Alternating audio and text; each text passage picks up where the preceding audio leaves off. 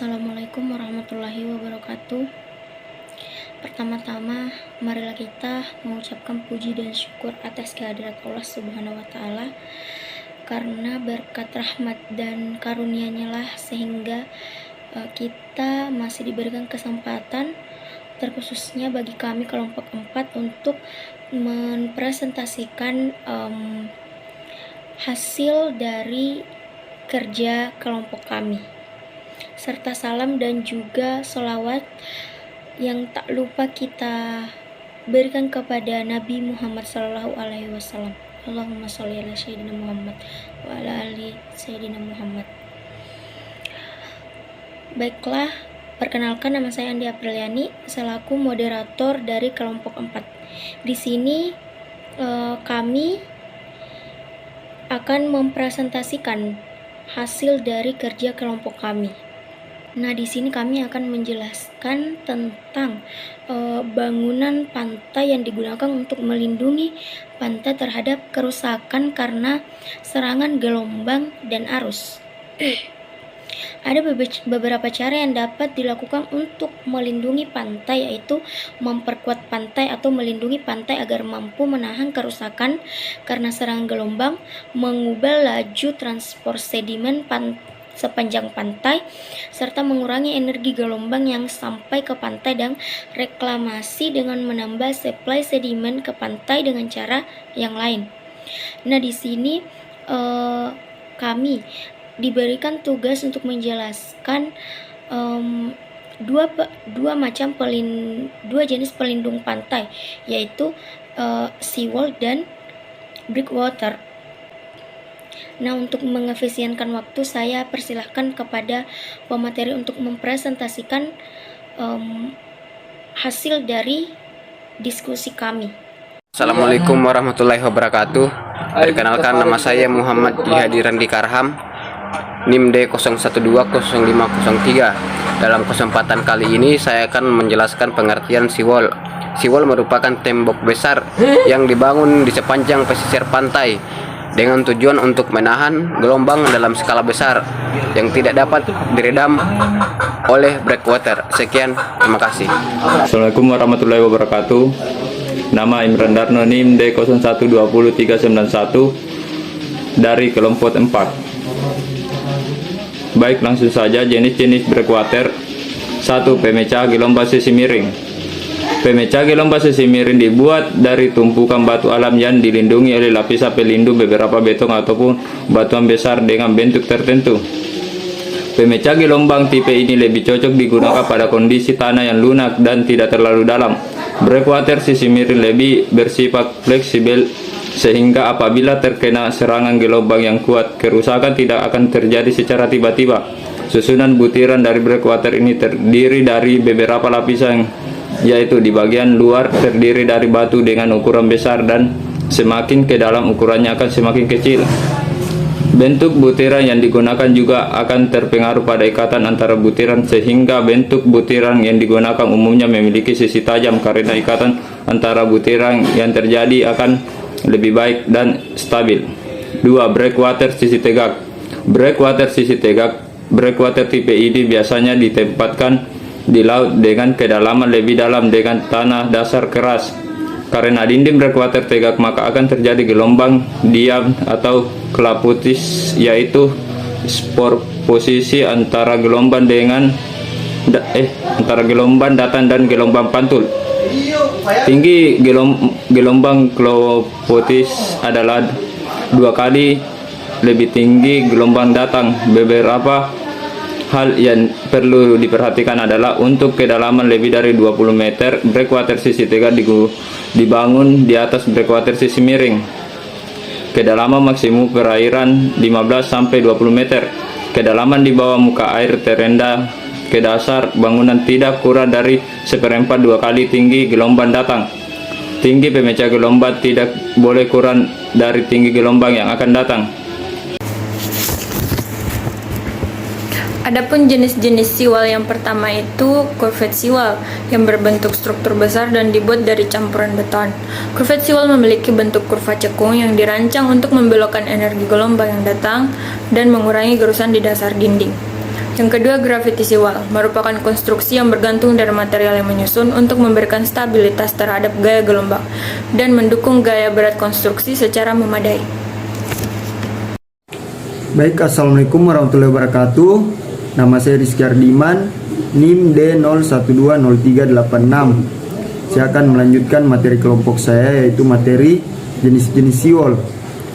Yang ketiga itu steel sheet fill seawall, merupakan jenis seawall yang menggunakan baja, lembaran yang ditancap ke dalam tanah. Seawal jenis ini biasanya digunakan di daerah yang intensitas gelombangnya relatif kecil. Yang keempat itu concrete block and rock walls, adalah blok-blok beton dan batu-batu yang dipasang di leteng buatan manusia. Bentuk landing yang landai akan menghilangkan kekuatan gelombang, sedangkan batu-batu yang telah disusun akan menyerap energi gelombang dan membagi gelombang utama yang datang menjadi gelombang yang lebih kecil. Sekian dari saya. Assalamualaikum warahmatullahi wabarakatuh. Baik, Assalamualaikum warahmatullahi wabarakatuh. Saya atas nama Hairul Anwar. Baik, langsung saja kita masuk pada fungsi seawal. Selain berfungsi sebagai perlindungan atau penahan terhadap kekuatan gelombang, seawal berfungsi sebagai berikut. Yang pertama, peralihan antara beach.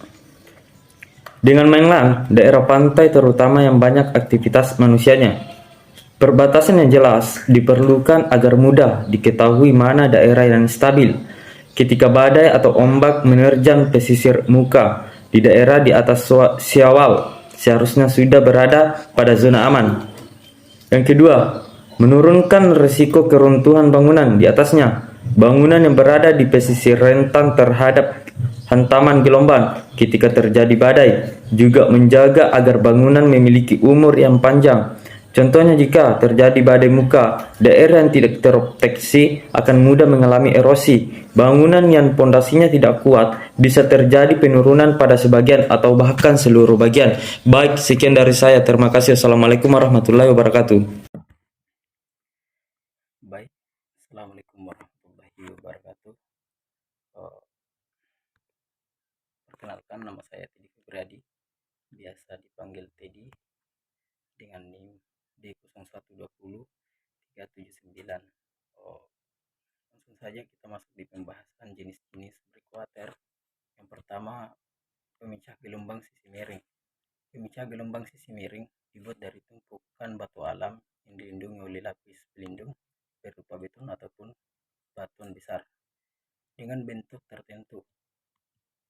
Pemecah gelombang tipe ini lebih cocok digunakan pada kondisi tanah yang lunak dan tidak terlalu dalam. Breakwater sisi miring lebih bersifat fleksibel, sehingga apabila terkena serangan gelombang yang kuat, kerusakan tidak akan terjadi secara tiba-tiba. Susunan butiran dan breakwater ini terdiri dari beberapa lapisan, yaitu bagian luar terdiri dari batu dengan ukuran besar, dan semakin ke dalam ukurannya akan semakin kecil pula. Bentuk butiran yang digunakan juga akan berpengaruh pada ikatan antara butiran, sehingga bentuk butiran yang digunakan umumnya memiliki sisi yang tajam karena ikatan antara butiran yang terjadi akan lebih baik dan stabil. Yang selanjutnya itu breakwater sisi tegak. Breakwater tipe ini biasanya ditempatkan di laut dengan kedalaman lebih dalam dengan tanah dasar keras. Karena dinding breakwater, maka akan terjadi gelombang diam atau glapotis, yaitu superposisi antar gelombang datar dan gelombang pantul. Selanjutnya itu ada tinggi gelombang. Glapotis adalah 2 kali tinggi gelombang datang. Beberapa hal yang perlu diperhatikan pula, yaitu yang pertama, untuk kedalaman lebih dari 20 meter, breakwater sisi tegak dibangun di atas breakwater sisi miring itu sendiri. Yang kedua, kedalaman maksimum perairan 15-20 meter. Yang ketiga, kedalaman di bawah muka air terendah di dasar bangunan tidak kurang dari 1/4 kali tinggi gelombang datang.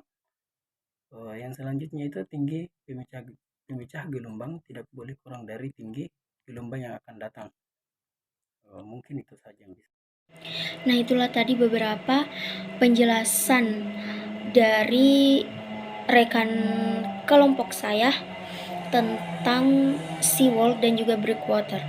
Dari penjelasan mereka, saya dapat menyimpulkan bahwa seawall dan breakwater itu adalah struktur yang dirancang khusus untuk wilayah pantai.